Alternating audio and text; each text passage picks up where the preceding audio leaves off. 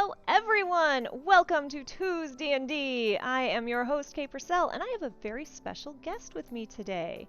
Meet Stephanie. Some of you have heard the exploits and wonderment of my Fey Himbo Bard, and Stephanie is the long-suffering DM who has tolerated my little gremlin. But we're not here to No, talk it's about... fine. He's good for plot knives. He's very good for plot knives. But we're not here today to talk about Fae. Well, we kind of are, a little bit. We're not here to talk about Himbo Bard. We're here to talk about goblins. And I dragged Stephanie on because she has some really amazing headcanon around goblins. So, Stephanie, do me a favor. Introduce yourself as much or as little as you would like to share. And, yeah. Hi, I'm Stephanie, or Athavra, pretty much everywhere on the internet. I started building a fantasy world from scratch for fun, because it's a thing that I do, and that's how I came up with this goblin idea that Kay and I started talking about. That is the reason I'm here. Yes. So, as I said, longtime DM, and tolerates me, tolerates my weird chaotic energy, and there's some upcoming changes to the goblinoids in 5e. And since you are my resident goblin expert, would you like to tell us a little bit about how much do you know about what was, right? Quite a bit. So my original iteration of goblins was pretty much the standard what came out in Volos. So you've got these various disparate groups of humanoids who were in my world who were enslaved by these gods, which the canon for cats in the canon is that they were conquered by Maglubiet et al. They were forced into servitude and became this various warlike peoples. Well, I had pretty much the same thing, and I was like, this is fine. This is canon. Everyone loves this. This is, what goblins are. This works. What goblinoids are. So there's a whole pantheon. I think there's three, I think, one for each goblinoid type. And so each of the goblins are sneaky and chaotic because their god was like, hey, I want that. Bugbears are lazy but silent because their god was like, I don't want to deal with you unless you're killing people. They have names. I used to know their names, but now I can only remember Maglubiet, and Maglubiet is like the slave master of all of them. Hobgoblins are, of course, the warlords who are in charge of everyone. So that is what was. I'm making my camera focus. Continue. Okay. All right. I do that to people, and everyone keeps being like, oh, what? I'm like, no, it's a camera focus. My camera's all fuzzy. No, I got you.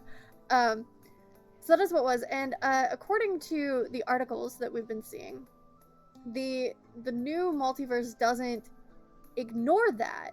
It just talks about, well, here's what was before to give you more room to play around, which is apparently a first edition D&D thing, and also much more, what we in the real world associate with goblins and hobgoblins type deal. I love that the caption, it fixes it, it does get it right, but for a 1 second, it's all like hot dogs. It keeps saying hot dogs. Yes, that is what hot dogs are all about. What did it do for Maglubiet? How does it? Anything? Club yet. What? That's not bad. It's really, like I said, well, you can watch this back, but here's what's impressive about this auto captioner: Pikachu, Squirtle, Vulpix. I will never get over that. So yeah, because I remember chit-chatting with you. We're in a server for DMs, so if you are a hardcore DM and want to chat with other DMs about world building, we've got a space. Hit me up. But you were talking, I remember, about your lore around the goblins, and you had Fey roots before it was cool. And I absolutely hello Jen, hello Vivian. We are talking goblins and hobgoblins, and they now have a new connection to the Fae in the upcoming monster. I forget it every time.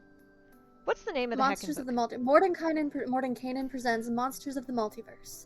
I'm gonna drink some more caffeine. caffeine. I don't know how to say his name. It's okay. You got way further through it than I did.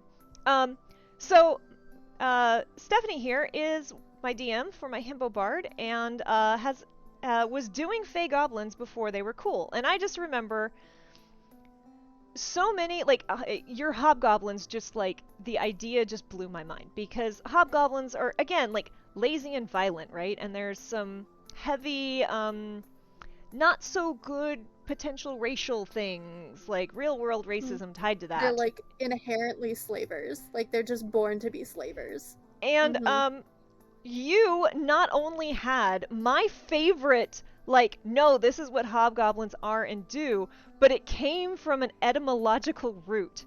So please tell us about your hobgoblins, because they started an obsession for me. So it actually wasn't before it was cool, because I was inspired by Witchlight. So it was like right at the I was an early adopter. So in my world, it is the Sundered Worlds, because there was one plane of existence and then it exploded and now there's a multiverse, you know, as one does. Like you do.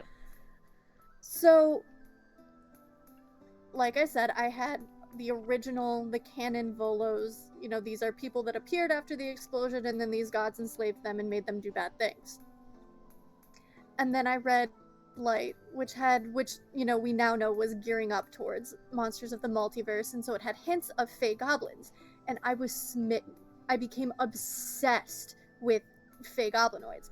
And so I was sitting there trying to fit these into my world, and I couldn't. So I started with goblins. I was like, how, what, where did they come from? Why are they here? Yeah. And then I was like, you know what? Maybe I should just lean into that.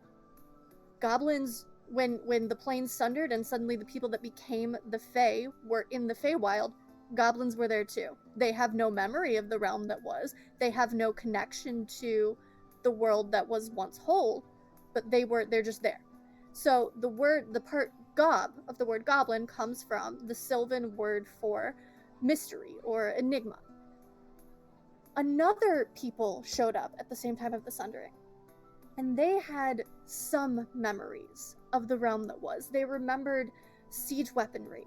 They remembered building caravans to sack cities and then rebuild those cities. But they didn't remember what they were fighting or what they were fighting for. And so they took what they did remember and made it their new identity. They went through the Feywild and built things. They are the architects of most hag huts that you'll find. They are the architects of Shadow's Mask and what super dramatic name did I call the seat of the Seelie Court? The Iridescent Courtyard. So that is the seat of the Seelie Fae, where Shadow's Mask is the seat of the Unseelie Fae.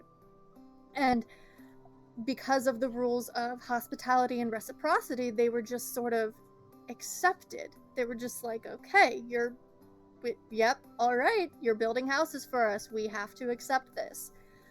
And so, because they also didn't know where they came from, they were also a type of goblin, a mystery person. But because they were so associated with the hearth and home of the Fae, the word hob comes from the Sylvan word for home.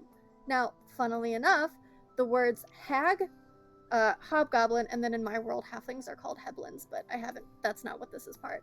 The heb in there, hag, heb, and hob all come from the same Sylvan root word, meaning home. Because yes, you need to create a conlang for your home D&D game. This is important. You should definitely do that to yourself. If you have not done this, then have you ever really put together a home game? I mean, are you really a DM? I mean, so and this was the conversation that sparked the. Yeah, and I loved this idea. I became more than a little obsessed with it. I have rambled about it to certain people, with or without their permission, on more than one occasion. But yeah, I really loved it, and then I started. So, Himbo Bard basically had the Fey Lost background, like before Wild Beyond the Witchlight came out. Like, like to a scary degree. All sorts of like he has weird eyes. Weird eyes were one of the things. You could have a Feymark could be horns. He has horns. He panpipes and hangs out with like plays the panpipes and birds come out. Like this is happened in the game. So unbeknownst to Dampy here, I had sort of done a little bit of when Kinley plays music, creatures kind of show up. I was already doing that. And then the panpipes magical item or trinket or whatever it was shows up in Witchlight, and I'm like, yeah. In Witchlight, there is actually a starting item you can have, which is a set of panpipes that when you play it, like harmless local animals show up, and I'm like, so, you know, we've clearly where the Fae are concerned, you and I are on the same page of Wizards of the Coast. Like, yeah, that feels good, we've had a couple. So, yes. Did anything else, like, so neither of us have the full book yet, obviously, but, like, any other cool little factoids that really stood out to you that, like, matched or got you excited or you were gonna slip into your Sundered Worlds? Well, so a difference, you know, to completely ignore what you just asked, is that, my bugbears are actually not goblinoids. Because when I was building this, I was like, well, I can't have like another random enigma, right? I've done that joke twice. Thank you for lurking, Lawrence. Nice to see you. Sorry, continue. No, you're good. Yes, we should definitely acknowledge the people who are here watching this. That's, you know, we appreciate y'all. So I was like, hey, have you heard the good word about the Ancestry and Culture system from Arcanist Press? Tell me more about this. The joke here is that I haven't shut up about it since I first learned about it. So, for those of you who are unfamiliar, Ancestry and Culture takes race and splits it into the traits you are born with and the traits you learn as you grow up or as you are part of a society. And so that's, when I build the Sundered Worlds, that's the foundation I come from. So I was looking at the purely physical traits of bugbears, and I was like, well, honestly, they kind of look like taller, fuzzier gnomes. And then I was like, you know what? Why, maybe the gods were messing around with the weird chaotic energies after the Sundering. Maybe they just, bugbears were their first attempt. They're like the beloved first child of Garl Glittergold et al. And then gnomes are the second, the younger child. So, I actually only have 2 types of goblins. Both of them are Fae. And then bugbears are the cousins to gnomes. I love that so much. I have a David has heard a little bit about this, and I did slip them in to Godplane in a little cameo, but I have an Arctic bugbear that I want to play really badly in a game at some point. You can blame that bronze girl for that one. But yeah, and okay, we're not going to go super deep into it because you know, we are, but I know you've got a rant about the changes to changelings, and I need to hear this. I love the DM Deep Inhale. For those of you unfamiliar, in Celtic, Irish, whatever lore, a changeling is the fey creature or the glamoured bit of bark or flower or whatever that is left behind when a fey creature steals a human baby. That is what a changeling is. It is whatever is left behind. But because solely, I think, because of Deep Space Nine, which had, if I understand, I've never watched Deep Space Nine, this is what has been explained to me as I complain about this on the internet, that the changeling in Deep Space Nine was a fey creature whose power was shape-changing. Now, that could be wrong. I've never seen it. This is how it has been explained to me. I will say very quickly, we incredibly stan Odo. Odo is pure and wonderful and really needed to be with Quark, but that's a whole other conversation that I'm not getting into. I will take your word for Odo was amazing. Odo was actually not Fey. Okay. But they were definitely called changelings. But Odo was... Yeah, that group, those changelings were not... Whoever told you they were Fey... Okay, yeah. Incorrect. But... So the point all of chat is standing Odo. All of chat is like, yes. I'm sure Odo is wonderful. Odo is. But Odo the is rest the of the changelings? Oh, okay. Well, they're the reason that Eberron changelings are the way they are. Changeling doesn't mean shapeshifter, and it bothers me that people just it's not. Yes, the changelings who were, fey creatures could like revert back to their fey being, but they're not shape changers. They're just fey creatures who are glamored to look human. Okay, I'm done. Rant over. That's it. Yes. I'm sure Deep Space Nine is great, but it's the reason we have inaccurate changelings in Dungeons and Dragons today. There are a number of properties that I enjoy that have definitely like left a bad mark on things. So I understand. Beautiful. So I wanted to and chat, I'm posing this to you as well. Let's give some shout outs. I love goblins. I've already warned you I'm talking about this. I grew up with the labyrinth. My cat is named Jareth. I have Jareth here. Like, I stand the Goblin King. And look, it may have been the labyrinth and the Goblin Kingdom, but Jareth was fey as fuck. Like, let's not even pretend that Jareth was not fey as fuck. David Bowie was fey as fuck. David Bowie, yes. Also Jareth. Like, so, like, to me, goblins being of the Fae, just, I was like, baby me is like, yeah, duh, he steals babies, right? They turn them into a goblin, they sing and dance, they cover everything in glitter, like, it's great. And goblins, they're a recently playable race. They're a race that only recently-ish became playable, like, let's talk about some of our favorite goblins in tabletop media. Because I know I already broke the rules by like, no, major movie. But come on, you can't. I would bet money that the Labyrinth was some sort of an inspiration for Fey. Oh, it had to. And they actually talk about that in the article. We, like, in the world we live in, we have these associations with with goblins being these sneaky creatures who steal things, steal babies. We associate them with the Fae. It's weird that they weren't associated with the Fae until they were in like first edition, and then we got away from that.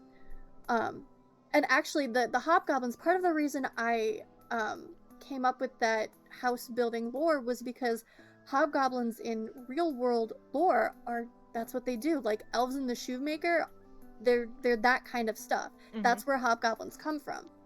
So I was like, let's put them back in houses, and then make up a Fey root word that ties a bunch of races together for mysterious plot reasons. I had another point, but I have forgotten it, and if you have something to say, you can jump in. Sometimes the train just runs away. It so, did. I know you and I are both fans of D20, Dimension 20, and we're both fans of The Ball. Yes. So Riz is so thinking about like goblin stereotypes or expected traits. We expect goblins to be some level of sneaky, and I super love how the Ball is a shy kid who like hides in the cafeteria to eavesdrop on people. That is still being sneaky, just from a different angle. I love. For those of you who don't know what we're talking about, now Dimension 20 is a show with Brennan Lee Mulligan. He's got an amazing crew, and like everyone has guested on it, right? Like Abria really got her start there. There's an amazing amazing arc where Matt Mercer plays like twice. There's Pirates of Leviathan and there's Escape from the Blood Keep. Like, you should watch Dimension 20. It's great. Also, Of Mice and Murder is oh my god, it's Sherlock Holmes inspired murder mystery where they're all animals. Like, it's great. But they had one that's fantasy high. So it's a pseudo-modern high fantasy adventuring school where they're all playing different characters, different races, different classes, going through a school type setting where everything is wrong and messed up and people are dying left and right because, there's a corn god. It's pretty great. I mean, that's just Nebraska, but continue. Yeah, exactly. But one of the characters is a little goblin named Ritz, and he's a weird little kid. And he gets picked on a lot. And he is an unlicensed private investigator. And at one point, the jocks decide that he's the right size to be a ball, And they tell him his first day of high school, your name is the Ball. And from then on, he's the Ball. And it's great. But top-notch investigatory skills, that one. Very much. And it's, there's a lot to be said about how everyone took the tropes of particular races and character archetypes for Dimension 20 and translated them to high school students. The barbarian. That's all. I'm not going to say anything more but the barbarian. Also, y'all, the cast, you should go watch Dimension 20 shows. Highly recommend. And Todd Moonbounce, who is producing and playing in the show that I'm currently in, the Mothership RPG, consulted on the new Starstruck campaign. That's all. Ooh, continue. That's fancy. No, I was just going to reiterate that I like taking that idea, the whatever the tropes, whatever you expect of a character, and doing that, but in an unexpected way. So he's sneaky, but it's because he's just awkward and like hiding behind people, not like consciously sneaking around.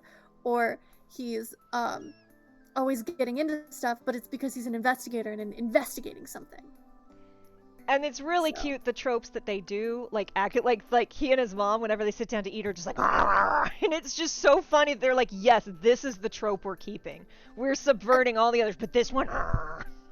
And that's another good. The mother, who isn't, she's just like an NPC, is also a detective. So that thread of getting into stuff is just maintained through the Goblin family, which so good. It is. I think the most well-known of the Goblin played characters would be Not the Brave. Not as an interesting, because, okay, spoilers for Critical Role campaign. Be a little careful. Be a little careful. Okay. Be a little careful. Not has an interesting arc. I found the idea... I was excited to see where they were going to go with a self-loathing goblin. Not was a goblin who hated goblins. And there's a lot of ways you could go with that. And they didn't go the way I kind of hoped they would. But they also didn't go the bad way they could have. That is true. There were many really bad decisions they could have made, and they didn't. And we're thankful for that. So, Not, in the beginning of the story, we see her as... She is a self-loathing goblin, but she is she is complete chaos. She is constantly stealing things. Sam Riegel is Sam Riegel with the voice. And... To be he did commit to a level. Yes. It was... Yeah. We'll say impressed with the level of commitment there. It was like whatever you think a goblin should be distilled into a single character, but then that character also hated everything that goblins were. And I think that was a really fun duality. I think Sam got to play with the duality of who you are versus who you're supposed to be, especially later in the arc, when traits that could have changed didn't, or traits that did change, etc., etc. And I think that's also an interesting, like I said, ancestry and culture, the idea of who you are, who you could be, who you could have been, who you can still become, is something I personally enjoy doing in specifically tabletop. And so when we're talking about goblins, do you play a goblin because there's a specific thing you want to be? And if you are doing that, are all goblins like this? How did you come to be a goblin that is like this? And with Sam and Not specifically, I think that was for me the most interesting part of Not's story. And I really enjoyed... I'm going to spoil this a little bit because it's from very, very early in the campaign. It was a reveal early on, so I'm still going to talk a little bit around it. But early on, so Not, played by Sam Riegel, came kind of paired up with Liam's character Caleb. And Caleb was this very self-loathing, dirty, insecure wizard who just couldn't make eye contact, was just neurotic and just really unhappy. And Nott was constantly, yes, getting into trouble, but also like doing little sneaky things to make sure that Caleb was taken care of. And one of my favorite moments early on in the game was when everyone's like, you saw this, and Caleb was very protective of this, and so it was, it's two guy best friends playing these characters, but one of the characters is very small and a woman, and everyone's like, we know that like Caleb protects you, and there was a moment where like Nott's like, oh no, Caleb is mine, I protect Caleb, and that does like forewarn maybe some of the fun things that we're going to see happening with Nott's arc. But yeah, I really enjoyed, like, for me, that moment was more powerful than the rest of Nott's arc. Well, and that's interesting because so in D&D, smaller races tend to have like kobolds literally have a trait called grovel, cower, and beg. Goblins have fury of the small. So there's this idea that small folk in D&D are they need to be protected. They always feel underneath.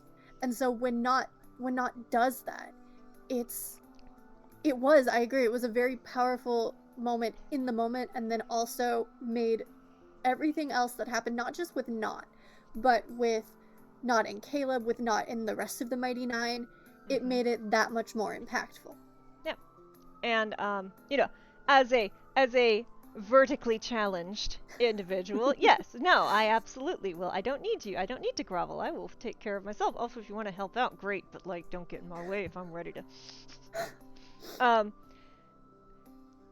I also really enjoyed, again, I don't know that it was the healthiest portrayal, but there was a fun realization for the whole party when they realized, like, Nott was constantly drunk. Nott would get drunk and go and do a thing. And there was a very interesting reveal about why, which totally made sense with the D&D mechanics, right? But it was really cool how this idea of smallness and, being small and timid and a woman and like all of these things that are seen a certain way were being overcome and subverted by this very strange little terrifying goblinoid.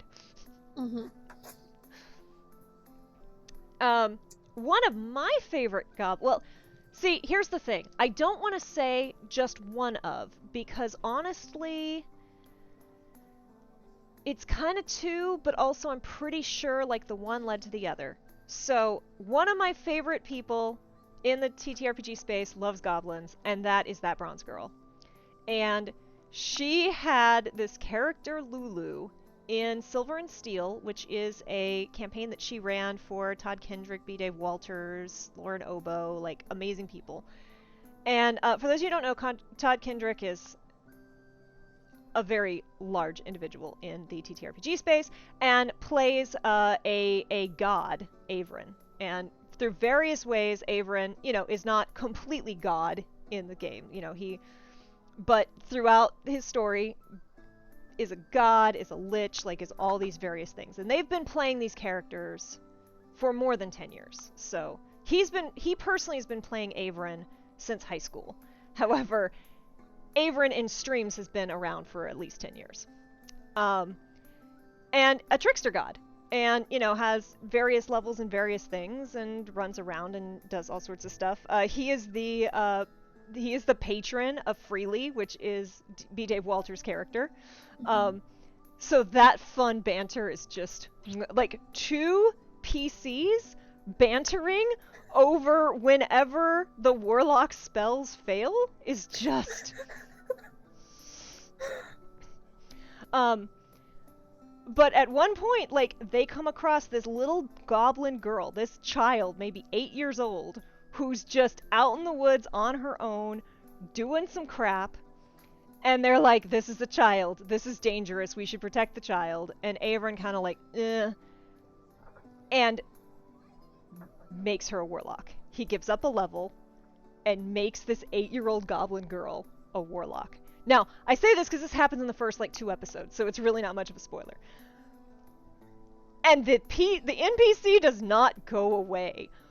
Lulu is in Shikar. Daisy goes off on her own adventures. Daisy does all this random stuff and then appears randomly by the party, like doing her own thing. They're like going through caves at one point, and they like emerging from the cave onto the coastline after this huge dungeon crawl, and she is letting loose like a herd of giant crabs that like the villagers had caught and were going to eat, and she's riding one, just letting it loose, and like has gone off on her own adventure, and their paths cross, and this just kept happening.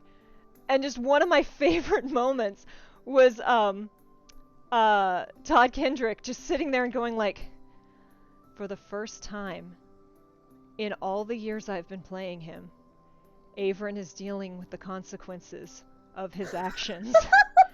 And I can't think of a higher compliment. Like, that is such good storytelling. Oh my god. So I loved her, but Silver and Steel didn't last that long.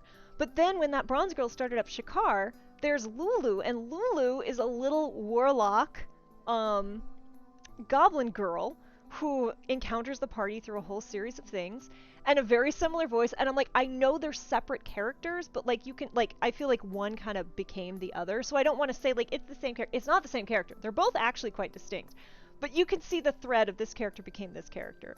And I love Lulu has been with the party so much, and I love Lulu, and Lulu and Xander's character are best friends, and they're so cute, and Xander is trying to teach this little chaotic warlock girl, goblin girl, like morals, which she never learned, and oh, it's so good. And then if any of you watch not Dimension 20, the Beyond D&D Beyond streams, when that bronze girl ran the Beyond, and they go in and there's a statue room, Lulu is one of the statues. So it's like, oh, it's my girl! It's my girl! So, watch Shikar. Watch anything that bronze girl does. That bronze girl, much recommend. So yes. And amazing cultural stuff put in there too. Like, I love her worlds feel so different from standard D&D because she is from the East and puts all of this culture and lore that she grew up with into D&D, and it's beautiful. It's almost like worlds that aren't England with a fake mustache can be super cool too. I know. Wild. Who knew? I mean, I can't do them that well because I'm a white. Basically a ghost. Yeah. I mean, we can learn. We can do stuff, but there's only so much that we can borrow without taking. Without it being a problem. Yeah. And we will hook it up. Oh yeah, for sure. For sure, absolutely. So, didn't you have another goblin that you really liked? I thought you had. That's what I was. So the underlying thread through goblins is chaos. It constantly, consistently, which is part of why. Like now that I'm looking at Fey goblins, how did we ever accept war goblins? What? Why did we? Whatever. It doesn't matter. We have our Fey goblins back. It's fine. Dale Kingsmill. It's not necessarily a specific goblin, but the way she runs her goblins, it's a play with chaos and cruelty. So the party is sneaking through a goblin den, and they set up a trap, and it's not like a silent magic alarm that then the goblins suddenly ambush you, or just like a trip wire and then a guard comes running. It's a string of bells and shells and trash on the wall that grows louder and louder, so that the goblins know that that they know you're there and they're coming for you. And the way she describes it is it's just the tension that it increases, or the tension that it builds in the party as they're like, oh shit, the goblins are coming for us now. Mm-hmm. The thought of preparing for that and the fear of, oh shit, they're coming, ties, or very, very much like supports that idea of chaos gremlin. Yes. And that's, now she might have more videos on that specific one. I remember it in well, I don't remember which video it was because it was like a passing statement that was sort of unrelated to whatever else. Mm-hmm. But I would be very interested to see more of how Kingsmill runs her goblins. So I had to turn around and pull out. I got the special cover. I have to show it off. When you have the special There you cover, go. like you gotta show the pretties. Like, indulge me. But there is actually a wonderful. I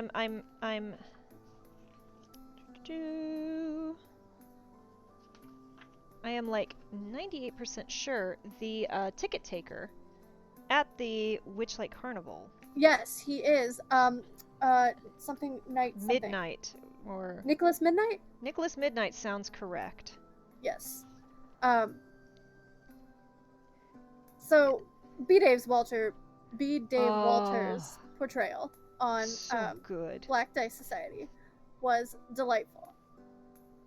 And so the way this character is written, are we doing spoilers? Because like I mean, I feel if it's in the Witchlight book, so this is Yeah. like when you this is the first NPC you encounter when you walk up to the Witchlight Carnival. So like So the idea yes, is that Nicholas Midnight.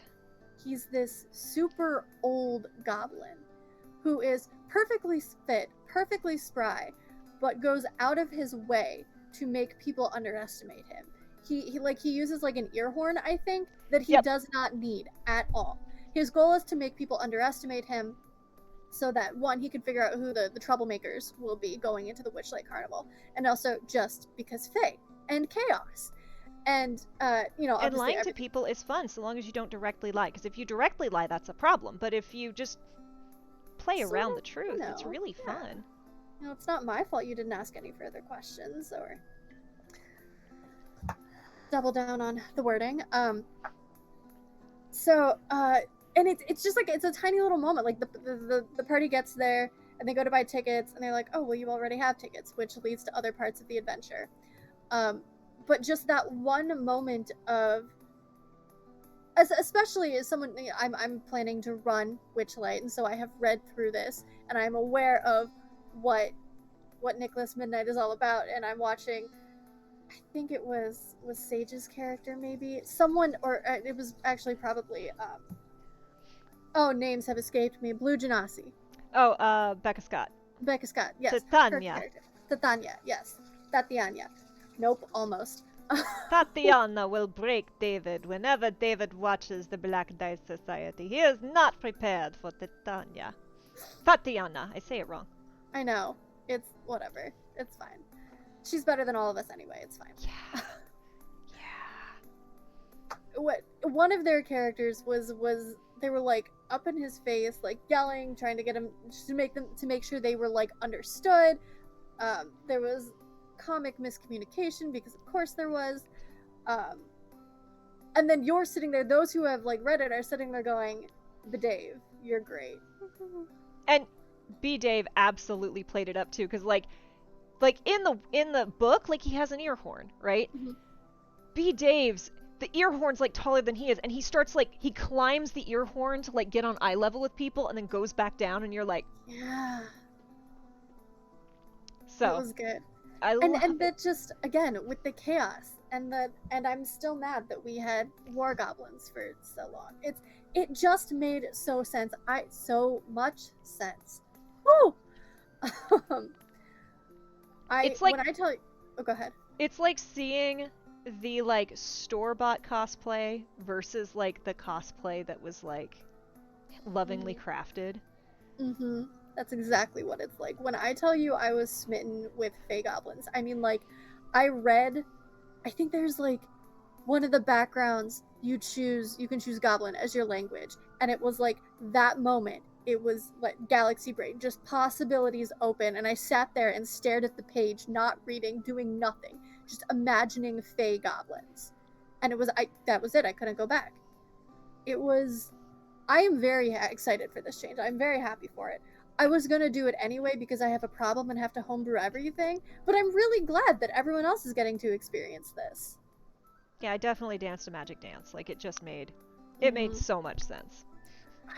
Everything about Witchlight, so not necessarily about goblins, but about Fae. I had run a game a couple years ago that included a Fae arc, and they went into a swamp with a bullywug kingdom, which, mild spoilers, there's bullywug interactions. There's a bullywug king in Witchlight, and it just that one moment of, I am so glad that I had this same idea that these professional designers did, for that frog people talking frog people belong in the Fae, or toad Of course people, they do. whatever. Yeah.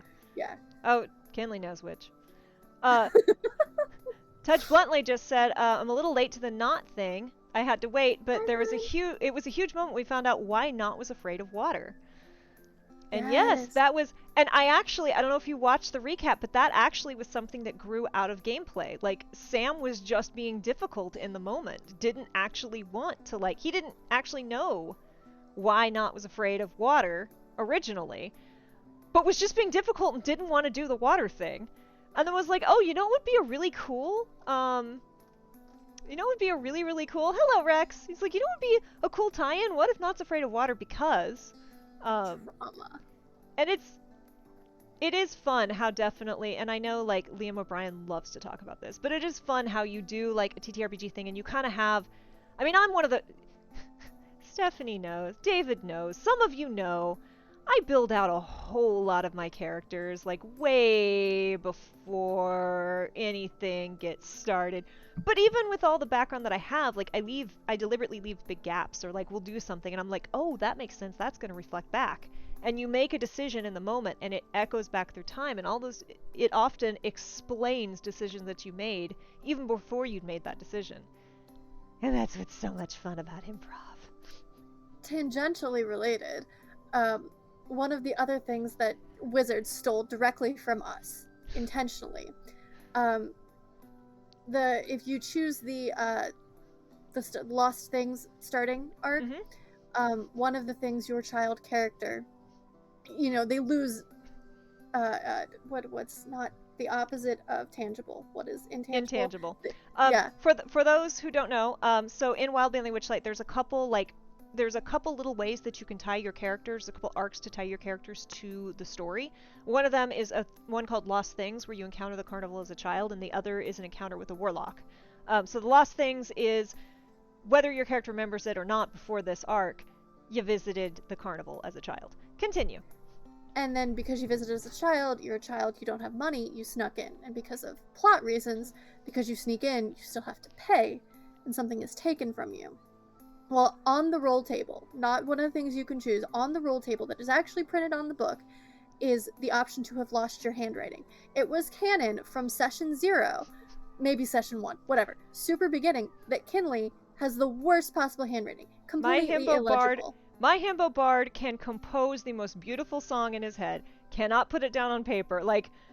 He tried to write something, and our paladin's like, is that infernal? What is... And now he just coerces the paladin into writing things for him. Yeah, it's great. I'm waiting for when I get a moment to have him reply to the letter from his halfling friend, because that's going to be fun. He had to get things before he could do that. That's going to be at the end of each arc, you have a mail situation where you can send and receive, so you'll have the opportunity to do that. Oh, I just have to, he has to find time to. I couldn't do it because it took until this last session for him to find trinkets to send back.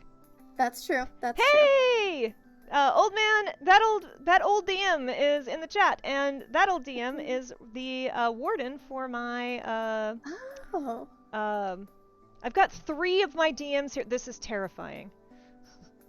3 DMs in one space. Hold on. I need a moment here. This could be a problem.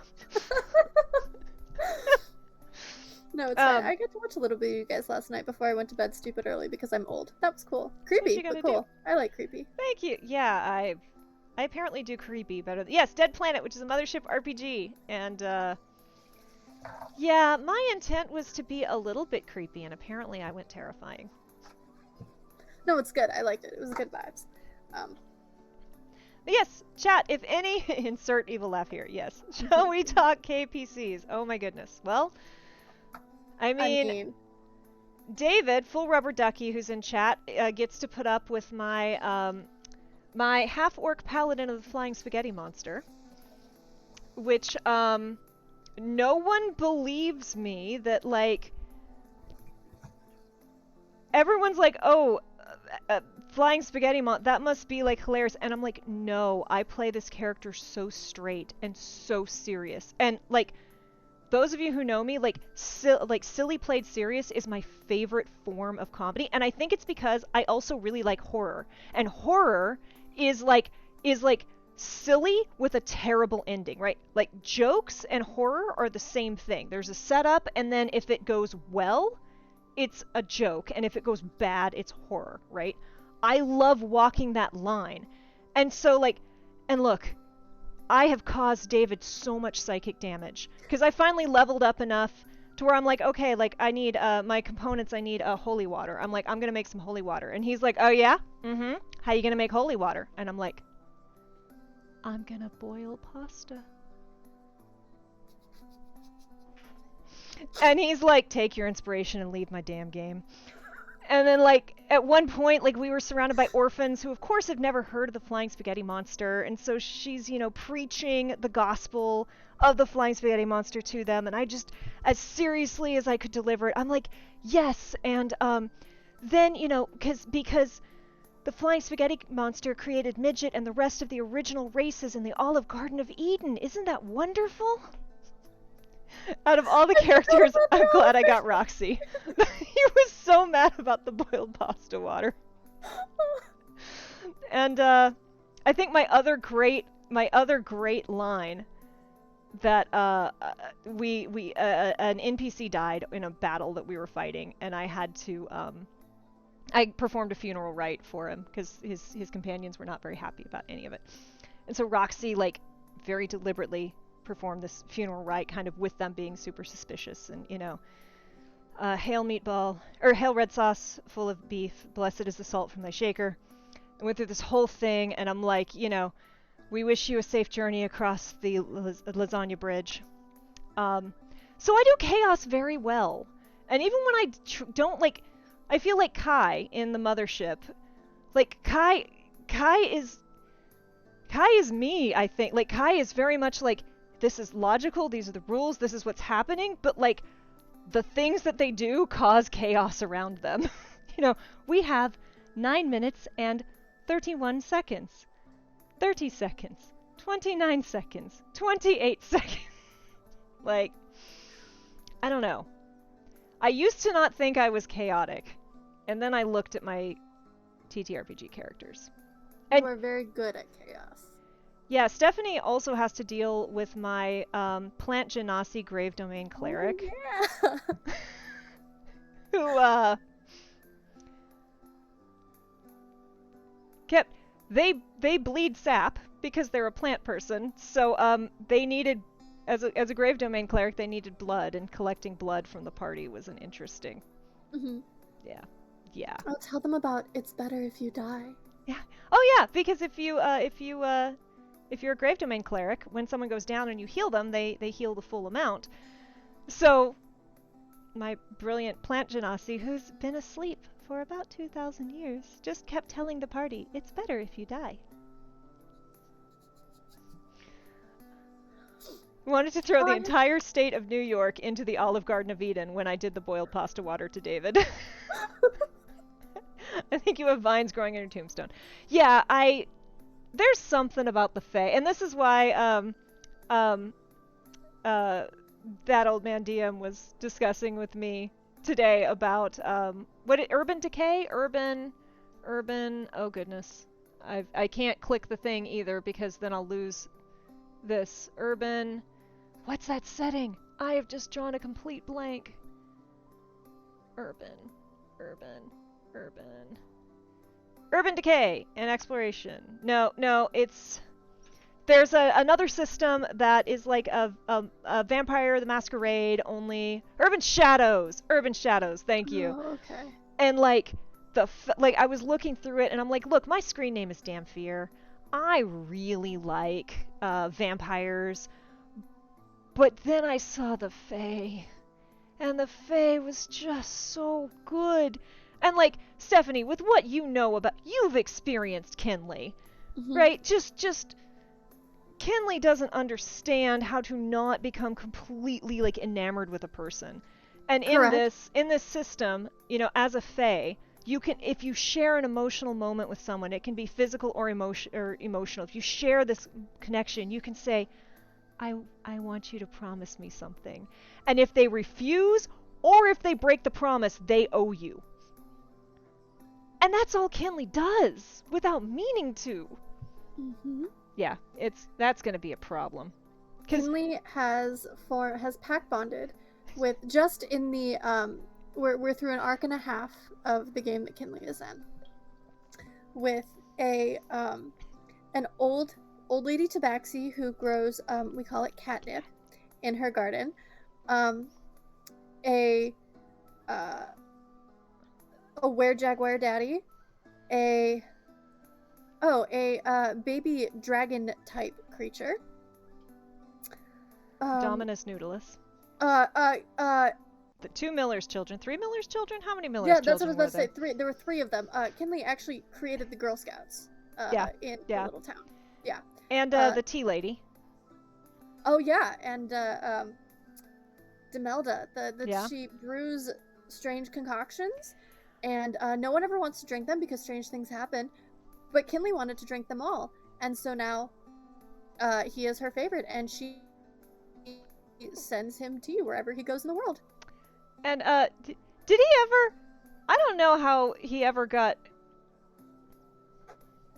Sometimes my understanding and Kinley's understanding are often different, but sometimes I'm just left so confused.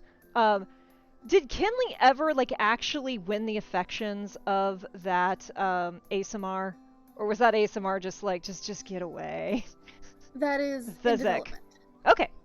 Exciting. Yeah, Thesic is in development. That will be a slow burn. Excellent. I'm excited. I hope it does burn too. Yeah. But we've gotten off topic with KNPCs. Chat, I'm again asking you if you play a goblin or if you have a favorite goblin to watch, or an arc with goblins, please shout it out. We'd love to talk about it. But while we wait for those to come in, because there is a bit of a delay, Stephanie, you don't just do Fae and goblins. You've got a really cool thing about druids. Oh, well, I guess I made a thing about druids. So again, based on a thing that Dale Kingsmill sort of said in passing at the end of her Thieves Camp video. She was like, it was just like the closing out of the video. This is just my ideas. What would you do with, I don't know, maybe a druidic system? And then that one half a sentence, I was like, hey, maybe I should make a druidic system. You're and challenge accepted. Yeah, right? Wasn't a challenge, but I accepted it. I did. I made it's called Miss Inglewill's Druidic Primer. And it is a guide for using Druidic in your games beyond just, I leave a message in Druidic. It utilizes the elements, being able to send a message via air, through the earth, through fire, through water, using your wild shape to send certain messages. It is written with D&D 5e in mind, but it is technically system agnostic. If you have a nature magic character that has shape-shifting abilities, it still works with that. Or even if that type of character doesn't have shape-shifting abilities, you can just not use those parts. I have another I actually didn't end up having to write a whole section on the meaning of plants and stuff because the Herbalist's Primer is coming out by a name I can't remember off the top of my head, but you should also check that out. I didn't write it, but it's very good. Someone else did a lot of work. But you should pull the link to that primer. Yes. Because my window, I can't open it because I didn't plan this too well, y'all. Sometimes, I planned everything else. But yeah, David says, I don't know, we've got 2 other DMs. David says the hardest part of being my DM is keeping secrets from me. Okay, now David, do you mean that in she always figures it out, or you're so excited for stuff you're gonna do with her character you want to tell her? Because that's my problem. I think David's in that boat too. Okay, I just bring knives, and I'm like, please, put this in me. I'm gonna drop these to you so I don't put them someplace weird. This is the awesome. primer. Drop them in here. My favorite goblin, says Tudge bluntly, was a PC that I had in a small little game I ran. A goblin pirate artificer named Cricket, who would like to run more games to have more goblins. Oh! Yes. I was in that game. Cricket and my character were pirate buddies. I was a gunslinger who didn't know anything about guns, could not maintain my guns, couldn't make new guns, couldn't make ammunition. And so Cricket was we were buddies, and so they crafted things for me. And the way our friend played them was just, they're kind of quiet, and so they would just be like, I think I'm gonna cast a bonfire under that group of enemies, and then because they were an artificer, they were an artillerist. They're like, okay, so I'm gonna set up my little turret right here, and it's gonna shoot at all those people, and then it would do like stupid amounts of damage. And it was the way the character portrayed, not deadpan, but kind of softer, but then everything their character did was just beautiful piratey goblin-y chaos. We stand Cricket. Treasure also jumped down a 300-foot hole just for funsies. Yes, that was my character. I did do that.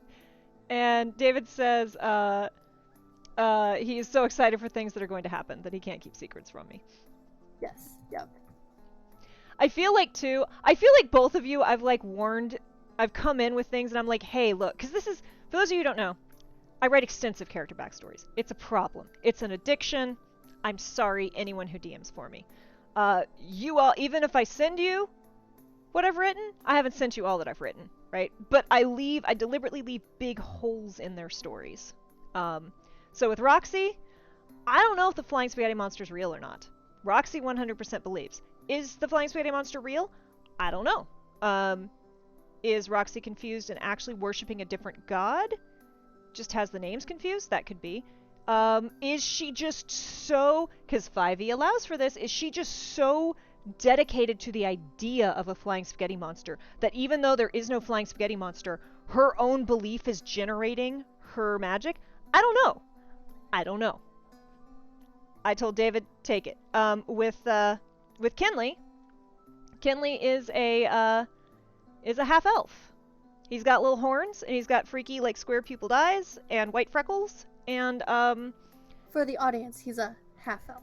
Half-elf. Looks like he's probably half-elf, half-satyr? Is he satyr? I don't know. Like I said, and that's my thing, is we're pretty sure the elf is accurate. He comes from a wood elf environment. Good job.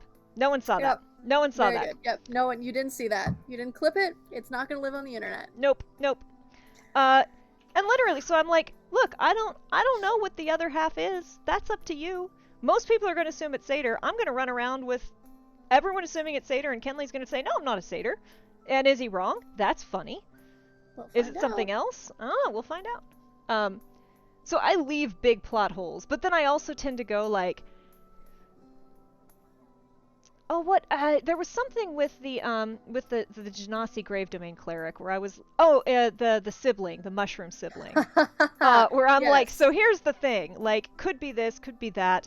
I was telling David about this character, and David's like, number one, why aren't you playing the mushroom sibling as a spore druid? Because that would be terrifying. And I'm like, nope, don't clip it. Don't clip it. I see that hand moving. And I'm like, because it's more fun to not play the super powerful one. And then David's like, well, I would make that the big bad of the campaign. And then Stephanie was like, so it's gonna, okay, that's good to know. And then like, my tiefling, who I have yet to get to play my tiefling.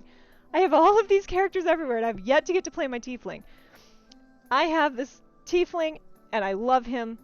Someday I'll get to play him. I don't know that I'm smart enough to play him. That's part of the fear.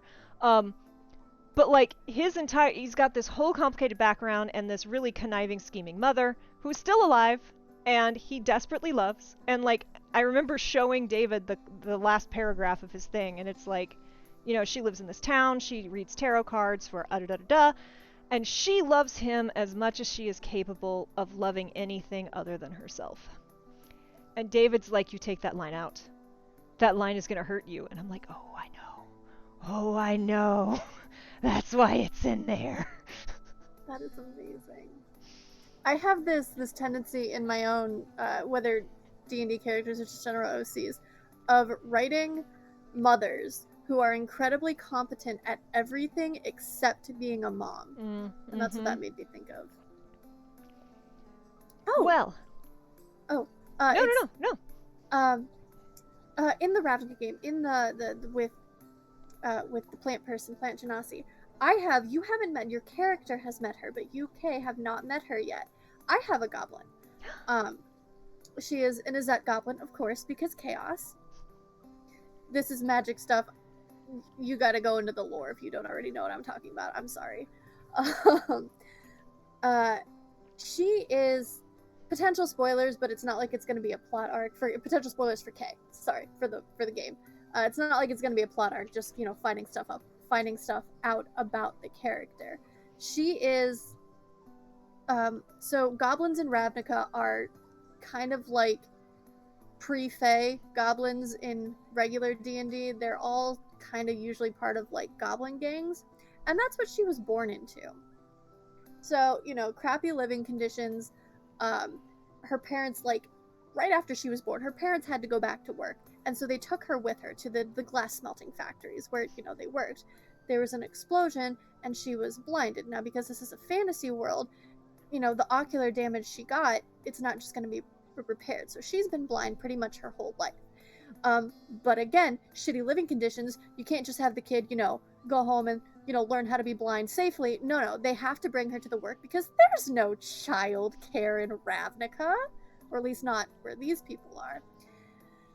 So she spends her formative years in these furnaces in the smelting region, and picks up the craft and becomes an incredibly competent alchemist. She eventually wins a scholarship, or she's part of a competition put on by the Azet League, where the option is win like 50,000 gold or take a scholarship to the school. And obviously her family and her gang leader is like, take the money, we need the money. She's like, no, just kidding, I'm gonna go to school.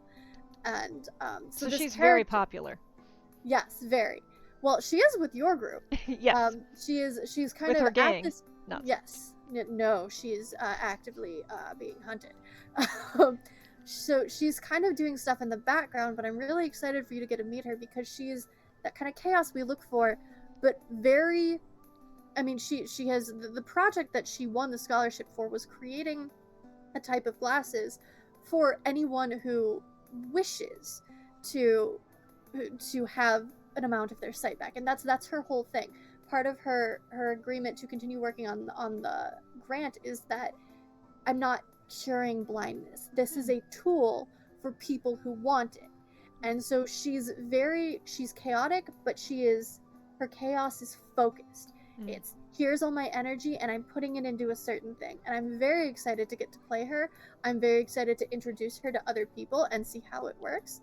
I think her name is Tozy, and I think she was my first like goblin character where I was like, goblins could be interesting. And then like a year later I had Fey goblins and I'm like, yes, I love goblins now. Beautiful. Well, we have hit that hour mark. Thank you so much for hanging out. Do you have any closing thoughts about goblins, Fey, chaos, goblin characters to watch, DM tips, anything you want to throw out? I think we've pretty much covered it all. DM tips, listen to your players, whether they give you a novel-length background or nothing at all. They're telling you something there. Pay attention to that. Other than that, don't take advice from strangers on the internet.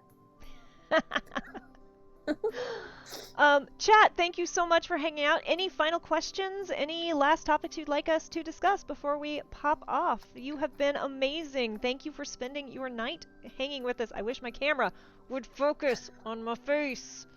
There's nothing even in my foreground for it to focus on. It wants to show everything in your background. It wants everyone to look at that. I mean, that's fair. I do have a very busy background. I literally had to buy a green screen to like chaos plus goblins equals fantastic opportunities. Absolutely. 100%. Absolutely. Well, all right. With that, I think we're going to wrap it up. Stephanie, thank you so much for being my guest and for taking your time and for telling us about... I love your goblins and your hobgoblins so much. Thank you for putting up with my brand of chaos, which... God, you've got Kinley. Kinley's the worst of them.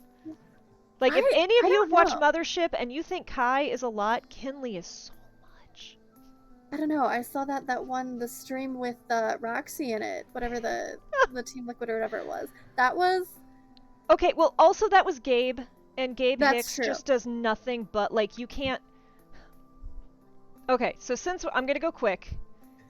But since this was brought up, I almost played a different character in that stream. But I looked at all the other people playing, and I'm like, I don't want to do too much. But we were told it was going to be a steampunk heist.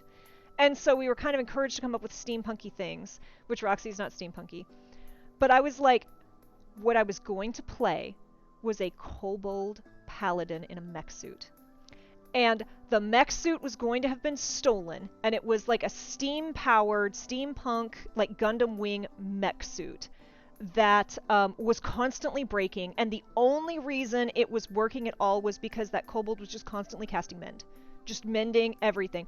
The kobold stole the suit, doesn't really understand how it works, but is able to, like, work it enough. Is constantly healing it, refuses to leave, so the mech suit actually had Stinking Cloud, because all they had to do was open the hatch, and it would... the Kobold, no one would quite know what the name was. It would just be Sra, Sra, Sra, Sra, and every time they would say something different. My captions have just broken, so it's clearly time to end this stream. Yeah,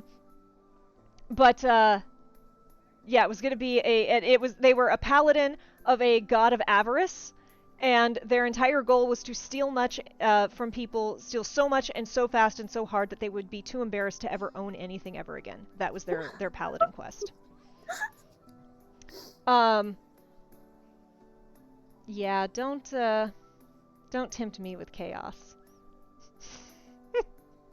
So, I think we're gonna wrap this up. My back for just a sec to say, I love the shitty mech you need to fix constantly thing. Yeah, that was gonna be so much joy, and just like tiny kobold giant suit like bonking people. Yeah, that would have good combo. And Gabe would have had fun with that. Oh yeah, Gabe will have fun with anything. You want to talk about real life Fey beings? Yeah, that one big time. Gabe Hicks is a wonderful creator, and you should support them. Absolutely. All right. With that, we are going to wrap up. Don't forget to support this lovely lady right here. Check out the Druidic Primer. It is awesome. I got to proofread it. Counts. Oh yeah. It was great. I love it. Chat, everyone, thank you for hanging out. 3 of my DMs in one space. I might have to go have a drink after this, because that's a lot. Thank you all for hanging out. I love your thoughts on Chaos, love your thoughts on Goblins, love your thoughts on the Fae. We'll be back next week, I believe with my usual co-host David, who is hanging out in chat, Full Rubber Ducky. David, thank you for always being awesome. Be sure to check me out on Sundays at, I should type this out, shouldn't I? Twitch.tv/ToddMoonbounce.